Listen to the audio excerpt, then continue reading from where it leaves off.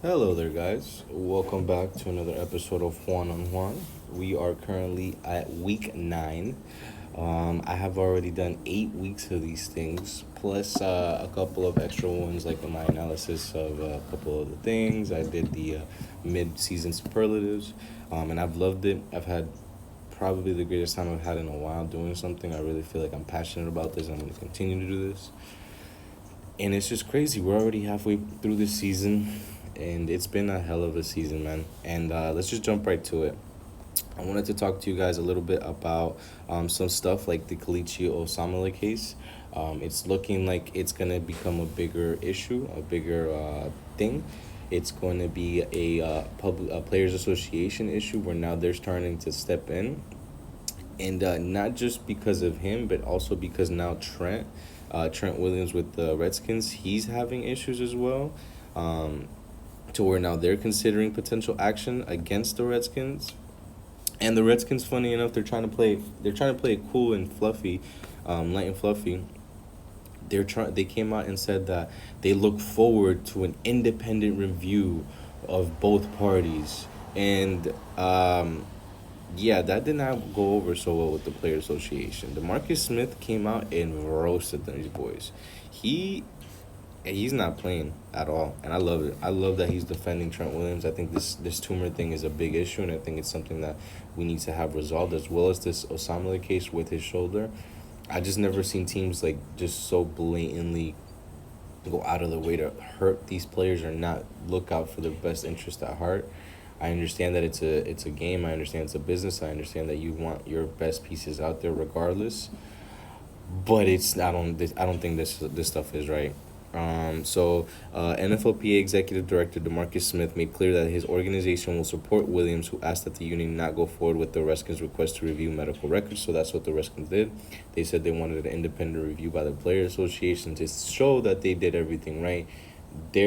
From what I'm understanding, is their idea and their plan was to make it seem like, yeah, we did our best and there's not much we can do. And Demarcus Smith is definitely player friendly. He goes on to say, we certainly will abide by a player's decision either to go forward or not go forward with those things. But apart from whatever a player may want, if we fear or believe that doctors are not living up to their ethical standards, or if there is a release of a patient's medical records, you know that that's a situation we might weigh in regardless of what the player wishes are. And we're going to stand by Trent. We stand by every player that we represent. We never shy away from a fight if we have to have it. Um, and he's just very adamant about the leaks. The leaks about his medical condition, the disinformation that's out there, it's not fair to him. It should stop immediately, and if it doesn't, we'll figure out what steps we need to take. Uh, it's just funny because most of this misinformation and all this stuff came out through the NFL network, which we know is just a pipeline for these coaches, for these GMs, for these executives, for these scouts to just blatantly say whatever they feel like, with no repercussions, because it's just anonymous, or it's just somebody who's not putting their name to it. And it's just nasty. It's just gross. I really can't wait to see what this Osemele case ends up becoming. I can't wait to see what this Trent Williams case ends up becoming, because I feel like these are cases that are gonna have repercussions long term. I don't know how a team can have their own doctors when if you're really looking out for the safety of the player. You would always take the side of caution and always take them to independent doctors, not somebody who's literally getting their check signed for by the Washington Redskins or getting their check signed for by the New York Jets. I just feel like it doesn't make sense to me, at least. Um, and I'll just leave that at that. That was a very dark moment. There a very dark opening, but we'll get to some fun stuff now. We're gonna get right into our winless and undefeated teams. So as far as undefeated, the San Francisco 49ers played Thursday night against the Arizona Cardinals. They completely destroyed them. The score shows a one possession game. It was not that close. Jimmy G was balling all over the field. He threw for 4 TDs. I don't think I've seen him ever do that. And it was just overall a great team win for them. They threw it up and down the field. Sanders went off. He had 7 for a buck 12 and a TD. Kittle, he got hurt, but 6 for 80 and a touchdown. So they handled it. They took care of business. They're 8-0. They're gonna move on. And let's talk about the next undefeated team. The New England Patriots. Man, oh man. I genuinely wish I can show you guys these receipts that I have from these conversations that I've had with a couple of good people of mine. They but I went ahead and went on the limb. I said that the Patriots D was either gonna run into a buzzsaw with the Browns or with the Ravens, because there's no way a team can go 10 straight weeks, 9 straight weeks, just completely demolishing people. Didn't happen against the Browns last week. It did happen against the Ravens this week. They had no answer. They went up 17-0. Before you knew it, it was a 3-possession game, and it got kind of funky because they went up 17-0. The Patriots came out 3-and-out. They punt it inside the 10. Cyrus Jones goes to get the punt, drops it. And me seeing this live, I'm thinking, man, they didn't do enough. I'm thinking, man, you need to go up 20-something, 24-something, 27-0.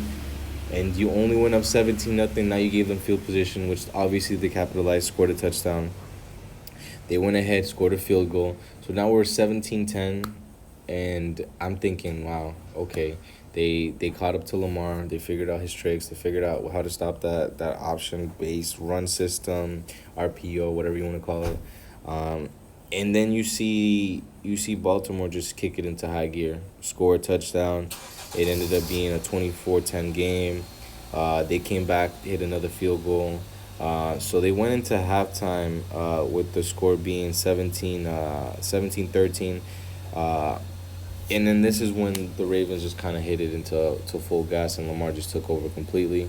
13 unanswered points in the fourth quarter. Marlon Humphrey had a fumble recovery back, 70 yards to the house. And I just think this was a great win as a whole for Lamar.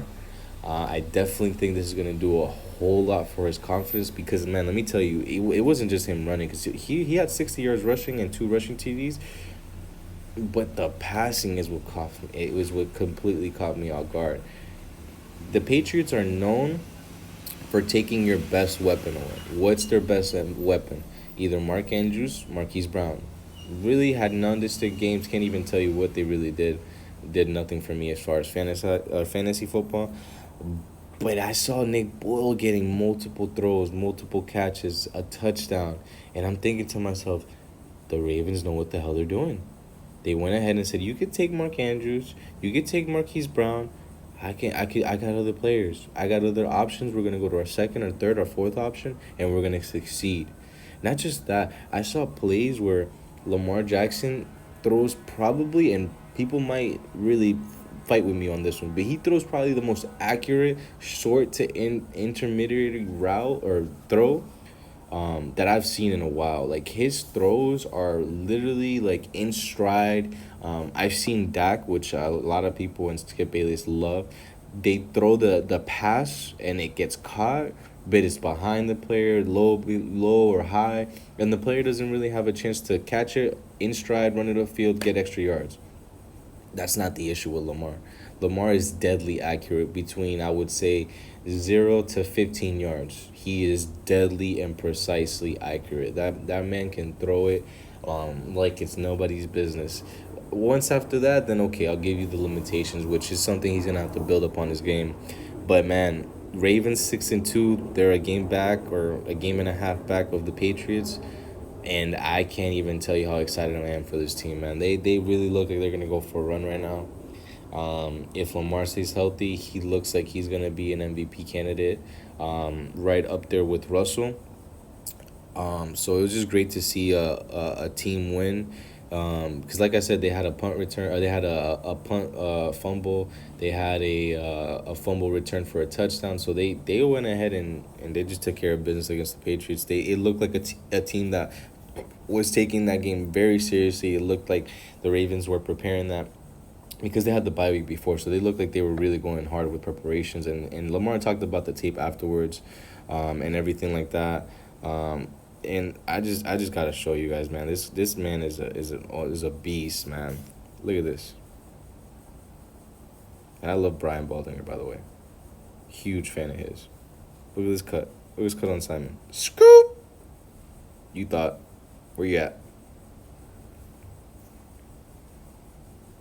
Ooh, oh my gosh, Van Noy. Dancing on him. Look, block him. Use your blocker. Skirt, gone. Man, I loved it. I loved every single second of it, man. I love seeing Lamar driving for it. I love I love seeing Lamar as the type of player who's just aggressive, man. Like a true animal, somebody who I have nothing but the utmost respect for. And look at this, man. Like, if I could play you guys this real quick. I can see you a little bit upset, a little perturbed, but guess what? I'm here. It's here. You're here. I'm a Raven. It's on. All year, every year. Yes, sir. Goosebumps listening to this boy talk. What could you have done differently that you could have gotten out of that room quicker and got drafted earlier in your career? Nothing. I'm happy to be a Raven. It don't even matter. Yesterday does not matter. You're looking forward to today. I'm looking forward to being a Raven. What are they getting? Everything out of me. They're going to get a Super Bowl out of me. Believe that. Believe that. Ozzie, man, I love you, man. Man, dog, I can see that literally every single day. Oh, it was dope. I couldn't really get to him. I really wanted to run over there, but talking about everybody was Tom always Brady. like a real win for him. You know, he hit his first touchdown. The whole team excited. I was pumped. I just had to wait till he get to the sideline. And man, I don't know. I feel like every week that passes, I love Lamar more and more as a player, more and more as a human. And he was just dynamite, man. He was literally the best player, I would say, in that whole stadium, like hands down. Loved it. I don't want to talk too much about it. I'm gonna sound like a fanboy. And we only had one winless team playing this past week. The Cincinnati Bengals are on a bye, and the Dolphins were playing the Jets at home, and yeah, they pulled it out. And if you know me, you know that I grew up a Dolphin fan, so this is kind of like a bittersweet thing, because it's like, damn, bro, if you're gonna fucking suck, can you just suck all the fucking way? Like, this win that they got will probably haunt them for the next 10 years if they don't get to it. And I strongly believe that, man. If they do not get Tua this year because of this win, or because they win against the Bengals, man, those insignificant little fucking wins are gonna hurt them for years and years and years on end, man. I don't even know what to say. Ryan Fitzpatrick looks like a player who's trying to win. Mark Walton ended up coming out, I think this morning or last night. He's suspended 4 games because of his whole issues that he had. I don't know why the hell you're going to wait until week 9, or maybe this is new and I'm misunderstanding. Forgive me. Mike Gesicki's going off, 6 for 95. Preston Williams, 572, 2 TDs. He ended up going on IR. He messed up his knee. Devontae's looking like the receiver we drafted him to be 4 years ago. And I don't know, man. It's rough. I really wish the Dolphins would just lose all these fucking games, but they look inspired. They look like they're trying to play for Brian Flores, and who knows? Maybe they hit gold with Brian Flores. Maybe they didn't. I guess we're just gonna have to see. And then now I want to talk to you guys about the Browns, because I think they're one of the bigger disappointments this year. Baker has just been not what we expected. He looked like he was gonna end up like an All-Pro after last year, and then you were thinking, well, they gave him more weapons. They gave him Kareem Hunt. They gave him Odell. They gave I went into it thinking, okay, they if they can get it together, they're gonna be really good. I just didn't expect them to be this like really bad. 2-6 is bad. Losing to a Denver Broncos team that was already 2-6 is bad, and I just don't see what they're. I don't know what they're trying to. I know their identity, or they want their identity to be handing it to Chubb, but man, your best player is 13, man, and you're giving him 6 targets. 6 targets, 5 catches, 87 yards. And I saw Shannon Sharp talk about how there's certain players that going into a game you're going to give them 10 targets no matter what. And Odell is that player. He's one of those players. He needs to get 10 touches minimum a game. Minimum. Because he's just the type of player that all it takes is one touch for him to go to the house. To completely change the game, to take it over, to do whatever you want to call it. He is that explosive player, and I don't think they're trying to get him the ball. I think Baker is purposely trying to prove a point by not overfeeding Odell. He's trying to keep Landry and Odell happy, but I don't think it's working, man. First of all, they lost, obviously. Second of all, after there was a fourth down play where it was like 3 minutes left, and Odell was out there, and he got open, man. Let me tell you, this is 4th and 4. Baker didn't even look his way. When I tell you didn't even look, he did not even notice how wide open that. And I'll get you. That's not completely wide open, but that's Odell Beckham, and this is the NFL. That right there is wide open at this point in the season. You need to hit that. You need to hit him over the top, give him a chance. If he doesn't, cool. You go down swinging, and you go down swinging with your best man. But with this, you threw it to a double team Jarvis Landry. What the hell does that do? If I'm at this point, if I'm looking and I'm scouting the Browns to play against them, I'm thinking, okay, I'm going to put my best corner, my man-to-man guy on Odell. I'm going to double Jarvis. And, hey, if Ricky Seals-Jones was to go ahead and beat me, go ahead. If Chubb was going to go ahead and beat me, go ahead. But I don't know. It's disappointing. I really thought Odell was going to do something great. You could just tell he's frustrated. In our meetings, the fact that he and Baker weren't at the point yet where Baker would trust him to throw him the ball even when he's covered. And that's something that Freddie Kitchens talked about, the juxtaposition between trying to develop a quarterback and just going to your playmaker. But Rich, you talked about it all game. In those critical moments, you got to trust one of the best playmakers in the entire where they're not focused, man. Like if you're really focused, if you're 100% bought in, you're not doing stupid shit like wearing the wrong colored cleats and then potentially getting a fine, potentially not being allowed to play. Like, the refs told Odell and Landry, because I don't want to let Juice off the hook either. They told both them that once halftime came, they need to change their cleats to an appropriate cleat or they were not allowed to play. And those are your two leaders, man. There's two building blocks, your two pillars. And if you're letting them do whatever they want, there's an issue at hand, man. Because the rest of the team's just not going to respect you. And I think it goes down to Freddie Kitchens again, and I spoke about this pretty much for all year. He's not a head coach. Maybe he will be. Maybe he'll get the groove of things.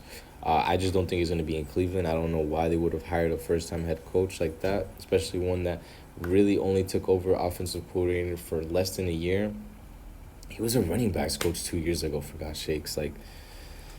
And then if this wasn't embarrassing enough, we go to the aftermath of the game, and Jermaine Whitehead's a starting safety, and he lost it, man. He lost it on Twitter. He went on Twitter right after the game. I'm talking about the game is 0-0-0. He goes to the locker, sits down, and starts going through Twitter.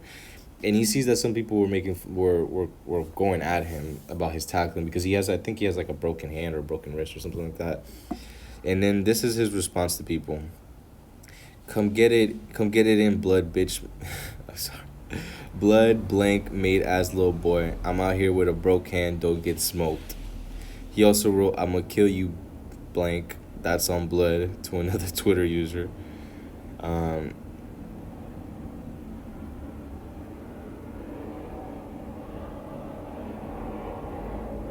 they cut him. Yeah, not even going to read all this because I already know. They cut him. He's gone. What's crazy about it is that he was sitting literally at his locker, and once it started to go out, the PR staff for the Browns actually was able to grab him and take him outside the locker for him to change, just so reporters wouldn't come up to him and start trying to talk to him. It's sad, man. You're a millionaire and you're doing stupid shit like this because you're upset. Like, Come on, bro. You got a family to feed, bro. You got a generation to maintain and to take care of, bro. It's sad. It's sad. It's just sad, you know. And then we're gonna talk about Russell Wilson, just because he's another personal favorite at this point, where he's just leading his team far and beyond what expectations hold. He went ahead for another close to 400-yard game and a 5-touchdown game. He's looking like the front runner for MVP. Won't even mince my words about it. I love Lamar, but he had a couple weeks where they weren't so hot. One against Cleveland, and then the other one was against Cleveland, and who else? Anyway, he had 2 weeks where he was just off. Wasn't really... Oh, Kansas City, of course. And I just think that if because Lamar's schedule is going to get progressively tougher, if he can continue on the trend, and hopefully Russell slows down, I can see Lamar snatching it from him. But if Russell just keeps up his pace, I don't know, man. 22 touchdowns, 1 interception. That's impressive. Very, very impressive. And then we're gonna close things off, and I just want your guys' opinion on this. People have came out and said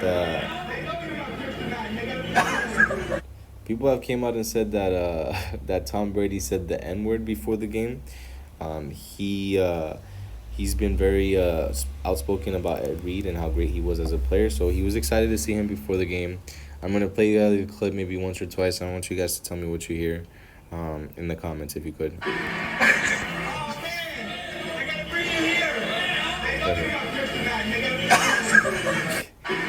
They know you're my kryptonite, nigga.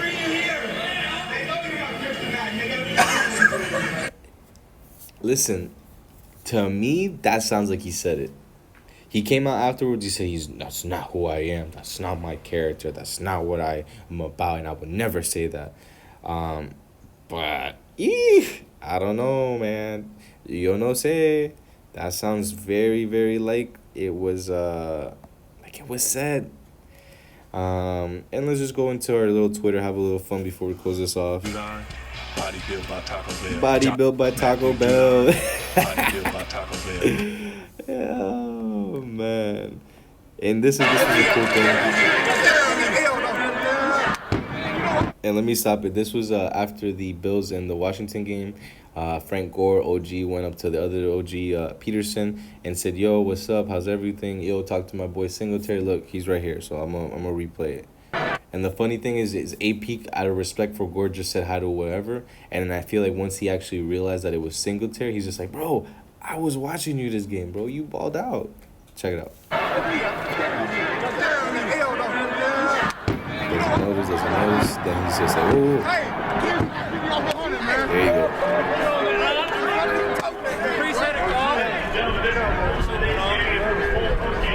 I love seeing things like this, man. You could tell it's just, next generation's up. You help you out, young boy. See, I'm trying to ball like you pulling on. So stay up, man.